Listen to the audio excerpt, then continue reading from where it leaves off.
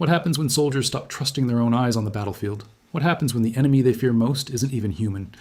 Somewhere on a quiet strip of sand near the Black Sea, Russian troops just found out, and what they saw broke something inside them.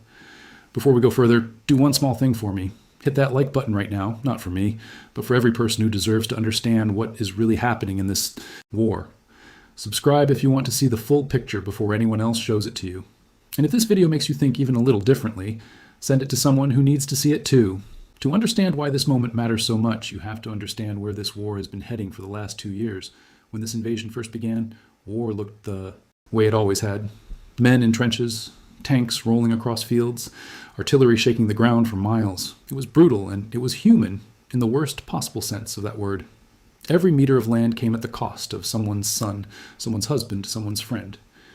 But somewhere along the way, Ukraine started asking a different question. What if the most dangerous jobs on the battlefield didn't need a human being at all? What if the first person to walk into a minefield, the first person to check a booby-trapped building, the first person to draw enemy fire, could be something that never had a family waiting at home? That question changed everything. It started small, with simple drones flying overhead, just eyes in the sky. Then it grew into naval drones, striking warships that Ukraine's actual navy could never have touched. Then ground. Robots began clearing mines and scouting dangerous roads. Each step was a little bolder than the last, and by the middle of 2026, that slow evolution had turned into something that looked less like an experiment and more like an entirely new kind of army. Now let's talk about the place where this story truly begins. It's called the Kinburn Spit. It's a thin ribbon of sand, barely 10 kilometers long, sitting between the open sea and the mouth of a river in southern Ukraine. On a map, it looks like nothing. In real life, it decides who controls the sea routes to 2 major Ukrainian ports. Whoever holds this strip controls the gateway. And for months, Russia has clung to parts of it like a lifeline. The ground there is soaked in landmines. Sending soldiers across it on foot is close to a death sentence. Ukraine knew this, so instead of asking men to walk into that danger, they sent something else. Understand why Russia refuses to let go of this place. As long as Russian forces hold even a portion of the Kinburn Spit, 2 of Ukraine's most important ports remain cut off from open sea. Ships can't move freely, trade slows. And beyond that, Russian units have used this exact position as a launching pad, firing artillery and missiles toward nearby Ukrainian cities. For months, neither side has been able to fully claim this stretch of sand. In June, Ukrainian forces managed to push forward and raise their flag at a key point along the peninsula, but Russian troops dug in elsewhere and refused to leave. It's the kind of stubborn, grinding standoff that has defined so much of this war. Small pieces of land fought over again and again at enormous human cost. Under the cover of darkness, over calm, open water, a strange vessel moved without a sound. It wasn't a warship. It wasn't a submarine. It was an unmanned landing craft, built to carry cargo across the sea without a single person on board. But this time, its cargo wasn't ammunition or supplies. It was a machine built for war. A small tracked robot, low to the ground, armed with a mounted machine gun, sitting quietly inside the boat as it crossed 16 kilometers of open sea completely undetected. Think about that for a second. 16 kilometers of enemy-watched water, and Russian radar saw absolutely nothing. And getting there wasn't as simple as pointing a boat toward the beach and hoping for the best. Every part of that journey had to be engineered with almost impossible precision. The vessel had to be tough enough to survive open water without breaking down, quiet enough to slip past detection, and smart enough to know exactly where the seabed rose up so its propellers wouldn't strike, bottom and leave it stranded. One small miscalculation, and the entire mission would have ended before it even started. Behind the scenes, operators had to keep a constant, unbroken link with the vessel the whole time, guiding it through darkness, trusting cameras and signals instead of their own eyes. It's easy to watch footage like this and see only the explosion or the gunfire. It's much harder to appreciate the quiet, careful engineering that made that moment possible in the first place. When the boat reached the shallows, its front ramp dropped open, and the robot rolled out on its own, crawling through the wet sand like it belonged there. Its tracks let it move easily across marsh and dune, terrain that would slow down or trap a normal vehicle. Its flat, low shape made it hard to spot, both by eye and by radar.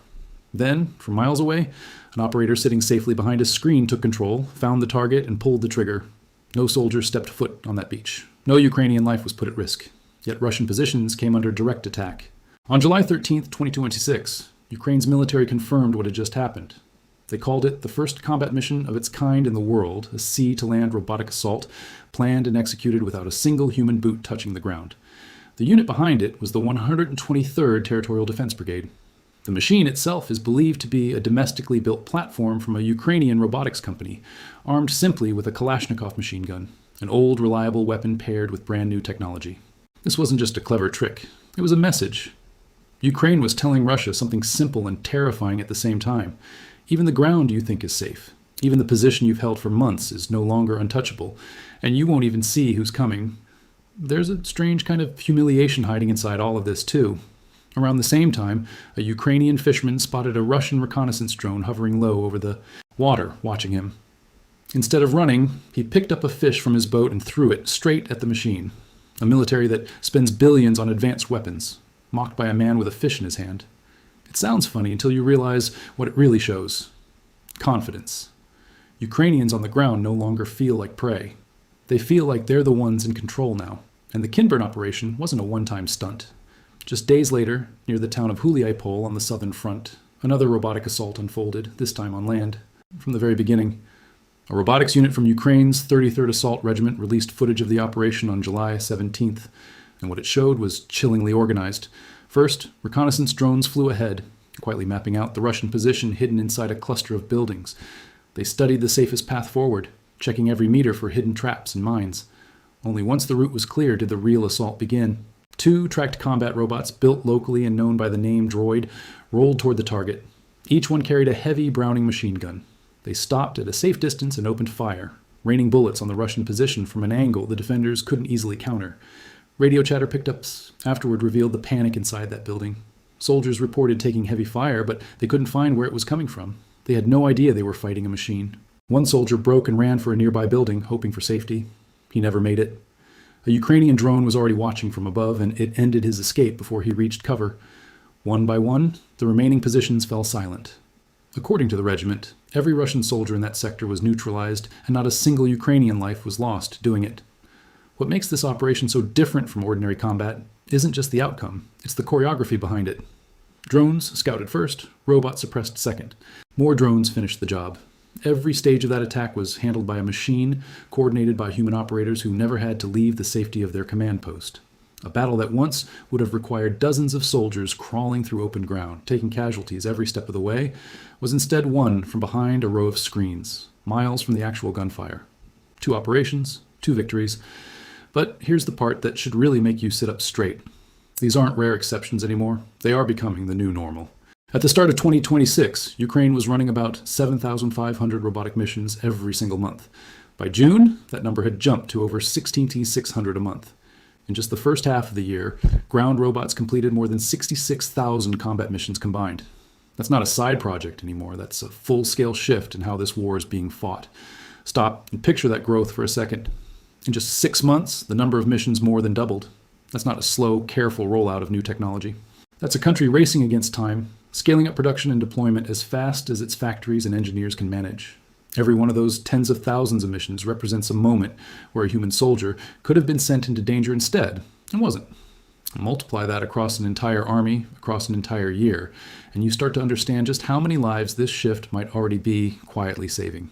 The thinking behind it is brutally simple and deeply human at the same time. A machine can be rebuilt, a soldier's life cannot. If a robot is destroyed in battle, Ukraine loses metal and wiring. If a soldier dies, a family loses someone forever. That difference is exactly why Ukraine is pouring money and effort into this technology. Orders for 2026 have already crossed 22,000 units, and President Zelensky has set an even bigger target, aiming for an annual production of 50,000 combat robots, 50,000 machines built to do the dying so that Ukrainian men and women don't have to. Now stop for a second and really picture what all of this feels like on the other side. If your response to what you've heard so far is even a little bit of surprise, imagine what it feels like to Russian soldiers standing in a trench right now. Type the word respect in the comments if you think a machine deserves credit for saving that many human lives. It costs nothing, and it tells us people are actually paying attention to this story. For Russian forces, this new reality is changing everything about how they defend their positions. Coastlines and frontline bunkers, places they once considered secure, are no longer safe from unexpected directions. These small, hard-to-spot machines can appear from places no one expects, forcing Russian commanders to build entirely new defenses against a threat they can't predict. For an army already stretched thin, that's an exhausting extra burden. Every single position now has to be rethought. A trench that was once safe simply because it faced away from the usual direction of attack can no longer be trusted. A beach that was once ignored because no army in its right mind would land troops there suddenly becomes a real threat because it doesn't need troops at all, just a small robot and a steady internet connection. Commanders who once planned their defenses around where a human soldier could physically walk now have to plan around where a machine could crawl, float, or roll. That kind of uncertainty spreads thin across an already exhausted, undersupplied force, and it doesn't take long before exhaustion turns into mistakes. Every single position now has to be rethought. A trench that was once safe simply because it faced away from the usual direction of attack can no longer be trusted. A beach that was once ignored because no army in its right mind would land troops there suddenly becomes a real threat because it doesn't need troops at all, just a small robot and a steady internet connection. Commanders who once planned their defenses around where a human soldier could physically walk now have to plan around where a machine could crawl, float, or roll. That kind of uncertainty spreads thin across an already exhausted, undersupplied force, and it doesn't take long before exhaustion turns into mistakes. But the real damage isn't just tactical, it's psychological. And this part might be the most powerful weapon of all. Imagine sitting in a trench, bullets flying at you, and you cannot see a single human being pulling that trigger. You're not fighting a person anymore. You're fighting something that doesn't get tired, doesn't feel fear, and doesn't stop advancing just because you're shooting back. That thought alone is enough to break a person's nerve. Soldiers start looking over their shoulders constantly, jumping at shadows, wondering if the next attack will come from the front, the side, or somewhere they never even considered. Think about what that does to a person over weeks, over months. Fear that has a face is something a soldier can prepare for. Fear that has no face at all is something that slowly eats away at the mind. You can't aim back at an enemy you can't locate. You can't predict the next move of something that doesn't think the way you do, doesn't hesitate the way you do, and doesn't care whether it lives or dies. That constant grinding uncertainty is its own kind of weapon, and in many ways it might be the sharpest one Ukraine has right now. This fear reached a breaking point earlier this year near the town of Lyman on the Eastern Front. According to reports, 3 Russian soldiers surrendered not to another soldier, not to a tank, but to an unmanned Ukrainian ground robot. Think about how strange that sentence is. Men trained for war, giving up to a machine with no face, no voice, and no mercy in the traditional sense, simply because the fear of the unknown became too much to bear. It's believed to be the first time in the history of warfare that this has happened. For thousands of years, surrender has always meant one human being looking into the eyes of another, deciding to trust that mercy still exists on the other side. What happened near Lyman broke that pattern completely. Those soldiers weren't surrendering to compassion. They were surrendering to exhaustion, to fear of an enemy they could never fully understand or predict. History will likely remember that moment as a strange, quiet turning point, the first crack in a very old idea about what war actually is. There's also a quieter kind of victory hiding in all of this, and it's about money. According to Yuri Paritsky, the head of Ukrainian manufacturer DevDroid, an average combat robot survives about 7 to 8 missions before it's finally destroyed. And the cost of running one mission is roughly the same as sending out a regular aerial drone. Compare that to the cost of training, equipping, and eventually replacing a human soldier, and the math becomes impossible to ignore. Paritsky put it in the simplest words possible. For Russia, throwing more men into battle is the cheaper option. Ukraine doesn't have that luxury, so instead they build machines. And this shift is physically reshaping the front line itself. As more robots enter combat, the need for large groups of infantry sitting exposed along contested positions starts to shrink. Brigadier General Andrei Beletsky, who commands Ukraine's 3rd Army Corps, has said that units using these robots effectively could cut their frontline infantry requirements by up to 30% before this year even ends. 30% fewer soldiers standing in the most dangerous places on Earth. That number alone tells you how deeply this technology is changing the shape of modern war. There's something almost poetic about that trade-off. A country that cannot match its enemy in raw manpower is instead outthinking that enemy, building smarter, cheaper, more disposable tools that still deliver deadly results. It's not about having more soldiers. It's about needing fewer of them in the first place. And it's not staying inside Ukraine's borders anymore. The rest of the world is watching closely, studying every lesson these battlefield robots are teaching in real combat conditions. Germany has already placed an order for 2,000 combat robots this year, one of the largest purchases of its kind in recent European military history. What started as a desperate solution born out of necessity is quickly becoming the blueprint other nations want to copy.